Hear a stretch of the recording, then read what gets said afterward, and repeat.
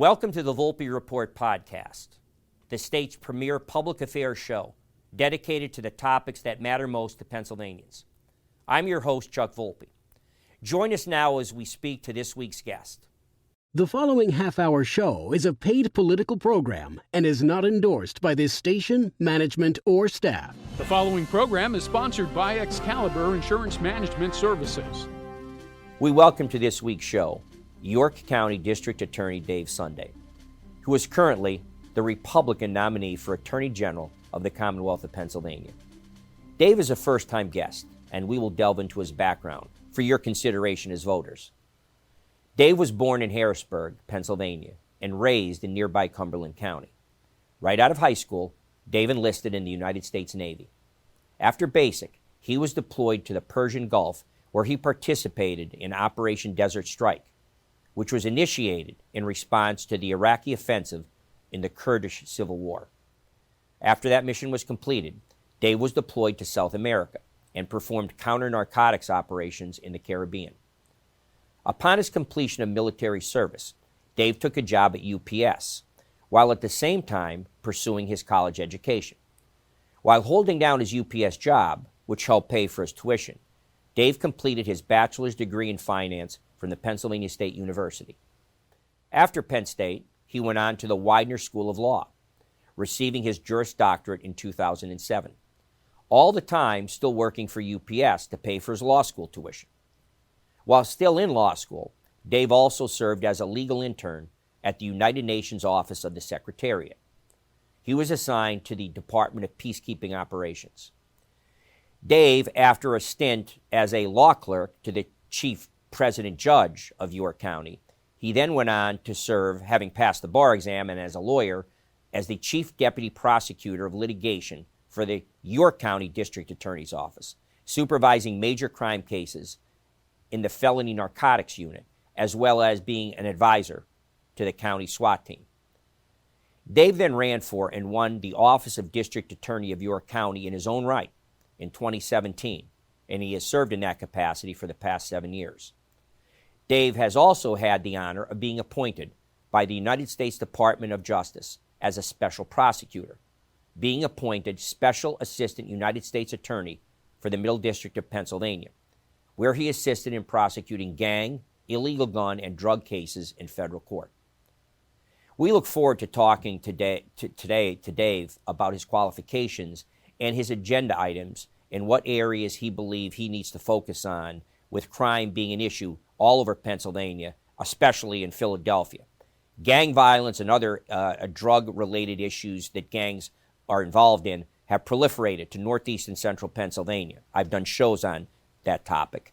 And Dave will address the fentanyl deaths as well as gang activity, beside the other issues that he will place at the top of his agenda.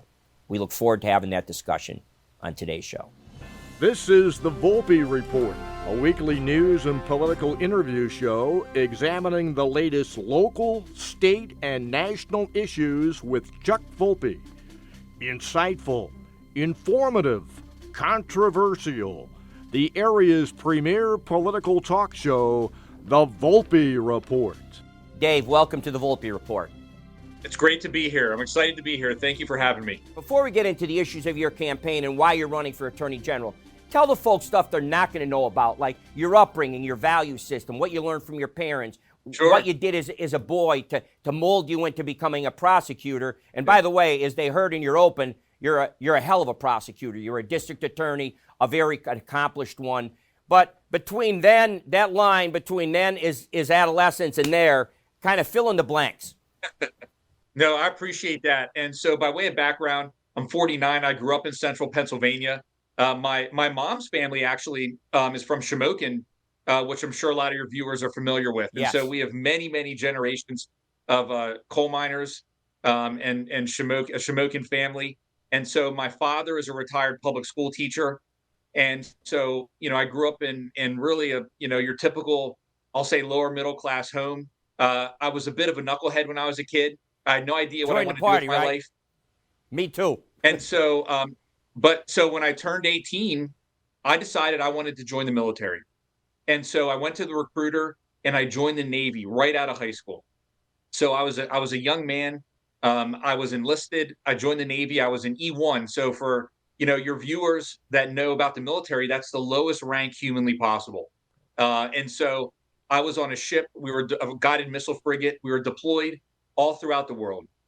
And as a young man, I mean, that really changed my life. I'm going to tell you, it was one of the best decisions, other than marrying my wife, that I've ever made. And when I was in the Navy, I learned a lot of things that were really important. I mean, so I was deployed to the Persian Gulf during Operation Desert Strike. I was deployed to Central and South America. We did counter drug operations. And when you're on a ship with 240 other sailors from all walks of life, from every demographic you could possibly imagine, we had a common mission.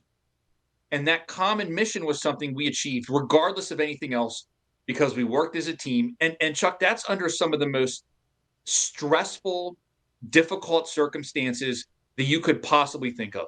Agreed. And that experience for me changed my life. It instilled in me a sense of purpose. It instilled in me honor, commitment, and courage, which are the Navy's core values. It taught me how critical it is to work as a team. And it also taught me that when you have a joint mission with other people, you can achieve anything. It also, to be honest, one of the lessons from the military, and anyone that's served knows this, is regardless of what's going on around you, you have to get the job done, whether it's rain or snow or, whatever the circumstances might be in society, you have to get the job done every day. So this is interesting. So I came home from the Navy and I hadn't gone to college at that point. And so, like a lot of returning veterans, I opened up the back of the phone book looking for jobs, and I found one at UPS. And so I worked at UPS on 19th and Paxton Street in Harrisburg at the hub all day, or I worked there all night while I went to college during the day. So for all 4 years, I went to college, and then I went to worked at UPS at night. And then I worked at UPS during the day while I went to law school at night. And so those first 12 years of my life, or of my professional life, 4 years enlisted in the military all over the world, followed by 8 years working at UPS through college and law school, laid the foundation for values that I have in leadership. Working in the private sector really has instilled upon me certain lessons that one learns when you have to be very, very fiscally responsible. Those years were just amazing. A lot of my criminal justice initiatives that are some of our most successful ones actually grew from some of the lessons I learned working at UPS. My wife, my beautiful wife, I met her at the end of law school. She was born in a country called Sri Lanka, and she moved here when she was very, very young. She's a naturalized citizen. Wow. And so we have a wonderful son who's in 4th grade, and that's an important part of who I am in my life. You are almost singularly unique in that not very many can talk about having that kind of experience, whether it's in the Navy serving your country, which I'm sure will matter to veterans who are going to be voting in November, going to UPS and working at UPS, then deciding to work and pay for your college education and your law school education. You can talk about middle class values because you came from the middle class. You can talk about working hard to achieve goals. We have this sense in America, I feel, Dave, and this is, again, the progressive left Democrats, that there's this sense of entitlement that government come in and should do all this stuff for you, which is a short, slippery slope to communism, by the way. So it's refreshing to hear that from a candidate for Attorney General. Chuck, I mean, I worked unbelievably hard, and those first, those first 12 years of my professional career it was outside of your local or state government. And, when you serve in the military, I'm going to tell you, man, like I've worked with people that have worked unbelievably hard to achieve what they had in life. At UPS, I worked with people, who did backbreaking work every day to put food on their table, to take care of their families. And, there's magic that happens, and I've seen it, when people recognize that they have the power within themselves to change their lives, and they don't need government to do it. I've seen that firsthand, and I never forgot it. When people recognize that they have it within themselves, not only will they just get by, but oftentimes they'll thrive. And so, for example, as an elected DA, we do a tremendous amount of work with what's called reentry. 95% of everyone that goes to prison is going to come back out. 95%. And so if you want to hold people accountable and you want to lower crime, you want those people to not commit more offenses. And so to that point, we've partnered with our Manufacturers Association, with employers in our community. Harley Davidson is a second chance hirer for us. And we've set up this whole system where people, if they want to do it, they can work and get into career jobs. And that has lowered our recidivism rate astronomically. And so that's a lesson, believe it or not, that I learned at UPS that I carried with me throughout my life now, going in 16 years as a prosecutor. Well, that's perfect from after what I said, and then you actually give us a specific example.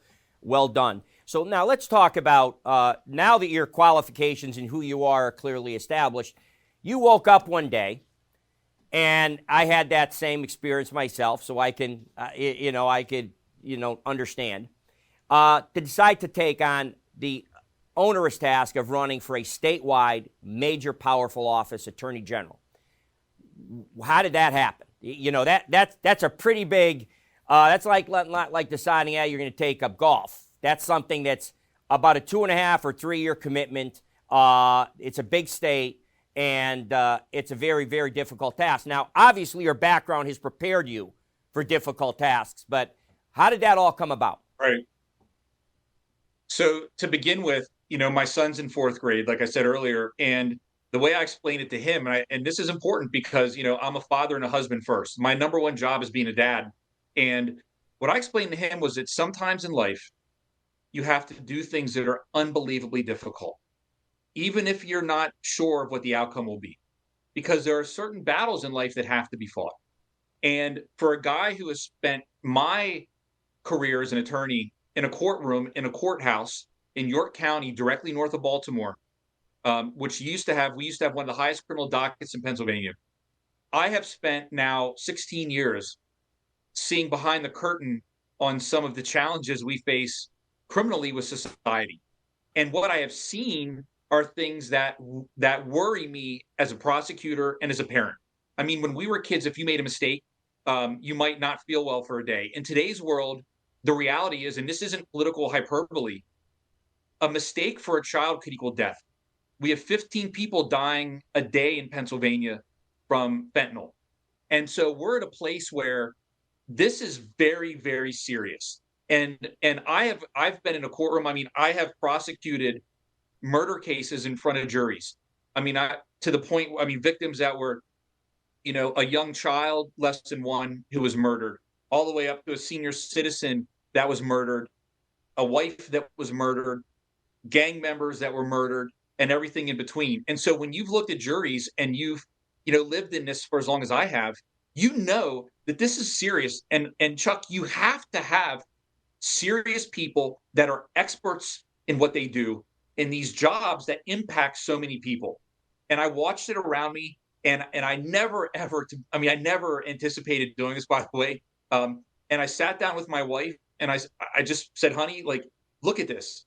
This is what's going on out there. We need someone that knows what they're doing, or else we're in deep trouble. And she said, let's go. And I'm very blessed to have that support from my family. But I do think that sometimes you have to take a stand. I'm telling you right now, this campaign is simple. If our community's not safe, nothing else matters. And so what I see a lot of in life, and I played basketball, to the best of my ability when I was younger. And our coach would say, you have to learn how to bounce pass before you can slam dunk. And what we're seeing in government, people are doing all of these things that are outside of the core competency of what their job is. And when that happens, you're not doing the things that actually impact the citizens every day. That's why I'm running. For me, this is mission-based. I'm not running for a title. I'm not running for a different title. I'm literally running just to be the Attorney General. And for me, it's about if our community is not safe, nothing else matters. In my lifetime, I have never seen a greater negative influence from a far leftist progressive agenda One of the benefactors of that agenda is George Soros, coming into big cities all over this country, funding with literally hundreds of millions of dollars, because he's obviously a billionaire, hundreds of millions of dollars to elect far left, progressive, radical district attorneys. And it's with sadness I say this, that I look across our great cities, and it's hard to look and not look away. San Francisco, it looks like the post-apocalypse. Los Angeles, encampments, feces on the sidewalk. You look at places like Chicago, a disgrace. Waukesha, Wisconsin, where you had a far-left prosecutor release a miscreant who should have been in jail, had actually tried to run his wife over a week earlier with the car, got right out of jail free, because that's what they do. They don't put people or keep people in jail. And then he's the guy that ran over all those women and children and elderly people in the parade, the Christmas parade or Thanksgiving parade at Waukesha, Wisconsin. He should have been in jail. So, and then I say, not the best, but maybe the worst for last, Philadelphia, right here in Pennsylvania. I've done shows. I've had guests on, leadership in the House and the Senate, talking about impeaching Larry Krasner for his decision not to prosecute crime either. So you're getting a firsthand look right in Pennsylvania. All you have to do is look a little further south of York and Philly and see what these progressive, leftist, democratic policies have done to our country. So speak to that a little bit. So to begin with, so for those that aren't familiar, York County, we go from Harrisburg down to the Maryland border. We're directly north of Baltimore. Baltimore is notorious as the heroin capital of the United States. And so because of that, that's a battle that we have to constantly fight. And so through that, we've really adapted the way that we do business, and we learned how important it is to attack the supply of heroin, but also the demand. So through that, we've been able to decrease, and the work that we do, we've been able to decrease homicides in the city of York by 75% from 2022 to 2023, and gang gun violence by 80% during that same time period. And this is how we did it. We did it by holding people accountable. You have to have accountability in the criminal justice system, and you also have to embrace redemption on the other side. But you don't even get to that if you aren't holding people accountable. And so what we did was, and as an experienced prosecutor, I work with everyone in our community, everybody, because politics have no place with regard to public safety. It has no place in the office of a prosecutor. And so what we did was we focused on finding the most violent criminal, the most violent ones, holding them accountable. So we went after them, we investigated them, we prosecuted them, and we incarcerated them. And Chuck, that's how we did it. And so when you look around the state, you have to understand that there isn't, and I know people know this, but Philadelphia is not its own entity. There's like an ecosystem here in Pennsylvania, and every single one of us are impacted in some ways by each other. We're all in this together. And Philadelphia is one of the places where we see drugs coming from into our communities. It's one of the places where we see that trafficking happens through Philadelphia. And so to that point, the reality is when you look at these far left progressive prosecutors, okay, the critical component that they have removed from the equation is that of accountability. There are children in these cities, such as Philadelphia, who, Chuck, have more trauma than some veterans returning from war because of the amount of shootings and gunshots and violence that takes place around them in their lives every day. And these are little children. They deserve the best of what we have to offer. And the best of what I have to offer as a prosecutor is to hold the bad guys accountable so that they can go to school in safety. What's our world going to look like in the future when we have an entire generation that have to live around this crime, this horrific crime? How do we expect them to learn in schools? And so to that point, this is the motivation for me as a career prosecutor as to why I'm running for Attorney General. We have a SEPTA prosecutor now that has been appointed in Philadelphia. I will work hand in hand with that individual and make sure that he has all of the tools necessary to do the job and collaborate with him. I'll work with the Philadelphia police. I will work with the Philadelphia mayor, and I will do everything in my power to support law enforcement in the Southeast so that we can get around this and do what we can to keep our communities safe.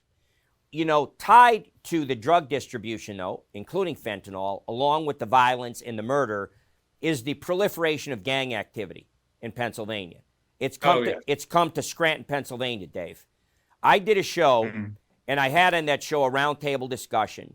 On that show was the director of the gang task force, state trooper, lieutenant state trooper, who was in charge of northeast and central Pennsylvania. So we had the state police represented.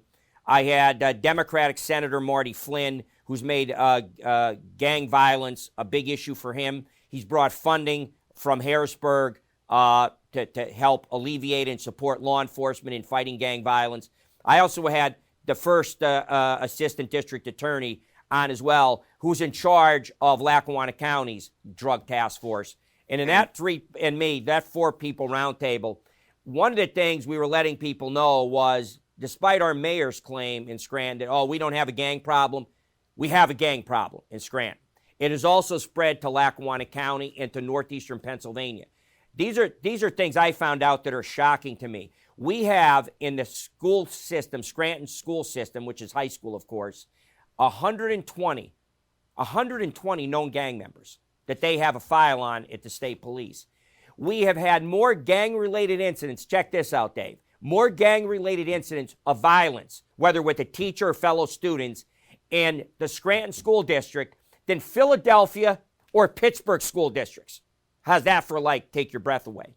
In March of this past year, April, we had a gang member that was 17 or 18-year-old shoot into a police car, seriously and critically wounding a police detective that was investigating gang activity, and he's starting to recover. He somehow survived a bullet in his head. So that's only in 6 or 8 months in Scranton, Pennsylvania. So your take on that?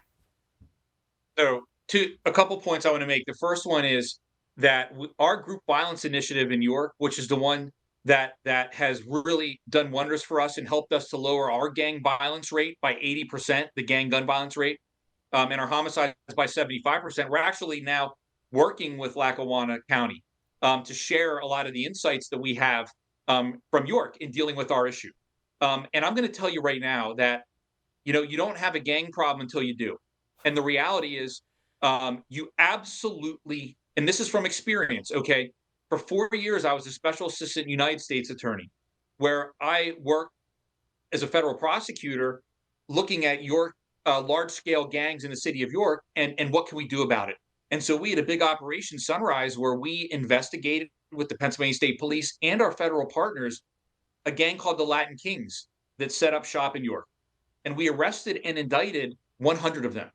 And this was a long-term investigation. It was very precise.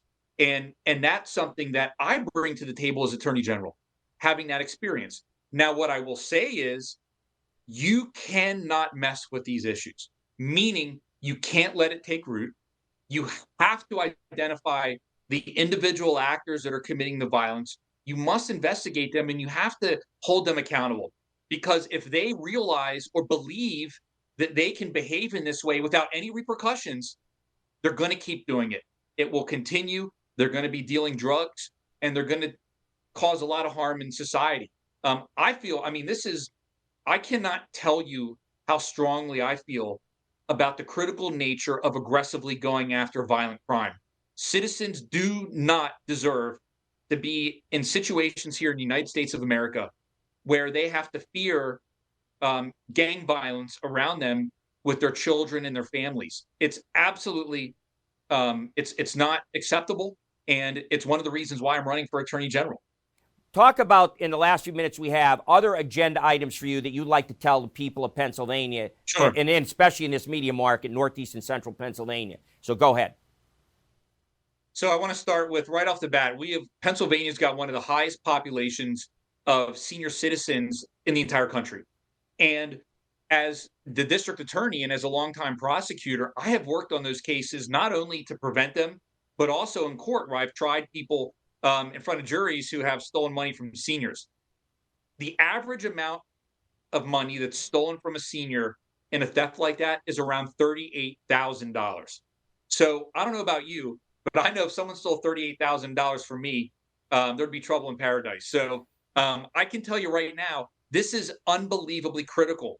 And when you add to it the ongoing AI advancements with artificial intelligence, we have a scenario being created where you have an entire black market, okay, of criminals that are predators with our senior citizens every single day. Because I think that the way we treat the most vulnerable amongst us is a direct reflection on who we are as a society. And God willing, every one of us will someday be those seniors that are in those circumstances. And so that's really important to me. When we go back to the internet again and we look at there's a whole division in the Attorney General's office, the Child Predator Unit. And when we look at what's happened with artificial intelligence, with cyber predators that are going after children on social media and the internet, it advances so fast that most parents, like, you're just trying to work and get through your day, let alone keep up with advancements in technology. We have to be aggressive in identifying those perpetrators and also protecting our children. So when we look at cyber criminals and children, that's another absolute priority that I have. In addition to that, we've seen human trafficking all over Pennsylvania, okay? And we've really gotten to a place where we have to be aggressive with human traffickers. I have worked on that through our human trafficking task force in York County as a DA. I've worked with our federal partners, our state partners. And so these are areas that I'm going to focus on because, again, I think that if our community's not safe, nothing else matters. Well, that's well stated, Dave. We probably have a minute left, and now we'll turn to purely politics. This will be your chance to look into the camera and talk to Pennsylvanians in this media market why they should vote for you. You have a minute left. Absolutely. So the Attorney General in Pennsylvania is Pennsylvania's top prosecutor by statute. That is the job. And so when you want someone to be your top prosecutor, do you want someone that has never been in a courtroom, who has never prosecuted a bad guy, who has never even practiced as a lawyer? Or do you want someone who has dedicated their professional life to fighting against the bad guys, fighting to hold criminals accountable, fighting to protect victims, who has put together large-scale, complex criminal investigations, who has lowered their homicide rate by 75% in a city directly north of Baltimore? Overdose death rates are down 26% as well in York. We started a nonprofit where we work with the community to do that. That's who you want in that job. You want someone who's not bouncing from job to job to job. This is not the time for that. It's not the office for that. It's not the place for it. And our children and our families are worth so much more than someone who just wants a title. I'm a prosecutor. I'm running for Attorney General because I want to keep families safe, just like I try to keep my son safe. And so that's why I'd ask Pennsylvanians to vote for me as Attorney General. I wish you good luck and Godspeed in the rest of your campaign, Dave. And I thought you did a great job. And hopefully we'll have you back on the Volpe Report in the future. It's great to be here. God bless. I hope you have a wonderful day. Thanks, Dave.